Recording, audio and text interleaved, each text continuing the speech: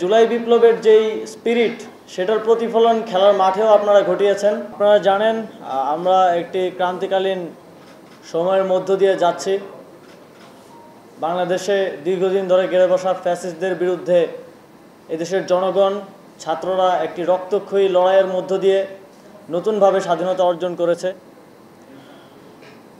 এবং তারপরে অনেকগুলো চ্যালেঞ্জের মধ্য দিয়ে আমরা যাচ্ছি। তার উপরে আবার বন্যা পরিস্থিতি, আপনারা জানেন দেশের 11টি জেলায় বন্যা পরিস্থিতির কারণে জনগণকে দুর্ভোগ পোহাতে হচ্ছে। কিন্তু আমাদের যেটা স্বস্তির বিষয় সেটা হচ্ছে এদেশের জনগণ ঐক্যবদ্ধ হয়েছে। 1971 সালের পরে নজিরবিহীনভাবে এদেশের জনগণ আবার ঐক্যবদ্ধ হয়েছে। তারা সবাই একই কথা বলছে, যখন আমাদের উপর কোনো আঘাত আসছে একই সাথে সেটার প্রতিরোধ করছে।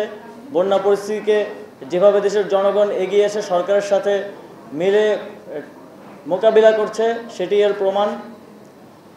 আমরা এই মনে করছি যে জুলাই বিপ্লবের যেই স্পিরিট সেটার প্রতিফলন খেলার মাঠেও আপনারা ঘটিয়েছেন এবং এর প্রমাণ হিসেবে বাংলাদেশ ক্রিকেট দল ঐতিহাসিকভাবে পাকিস্তানের মাঠে পাকিস্তানের সাথে টেস্টে একটা বিশাল জয় অর্জন করেছে এবং প্রথমবারের মতো আপনারা সাফ অনূর্ধ্ব 20 চ্যাম্পিয়ন্স হিসেবে চ্যাম্পিয়ন হয়েছেন এবং দেশকে একটি গৌরবময় অবস্থানে নিয়ে গেছেন।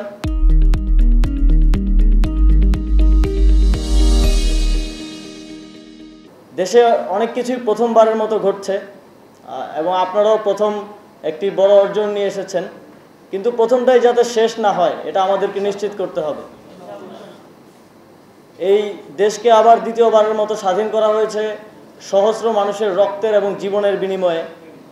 আমরা সেই চ্যালেঞ্জটা নিয়েছি সেই দেশকে গড়ে তোলার নতুন করে, এবং এই অর্জনটা যাতে ম্লান না হয়ে যায়, এই অর্জনকে যাতে আমরা আরও বড় অর্জনের দিকে ধাবিত করতে পারি সেজন্য আমরা কাজ করে যাচ্ছি।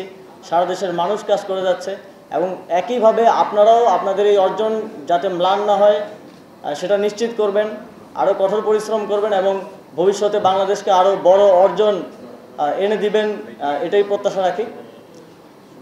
আমি সাফ অনূর্ধ্ব 20 চ্যাম্পিয়ন্স দলের প্রত্যেক সদস্যের জন্য, যেহেতু জানেন দেশের বর্তমান অর্থনৈতিক পরিস্থিতিও ভালো না, তারপরেও আপনাদের জন্য প্রত্যেকের জন্য 25,000 টাকা করে অর্থ পুরস্কার ঘোষণা করছি এবং সামনের দিনগুলোতে আপনাদের উত্তরোত্তর সাফল্য কামনা করছি, কারণ আপনারা সফল হলেই সফল হবে বাংলাদেশ। ধন্যবাদ সকলকে।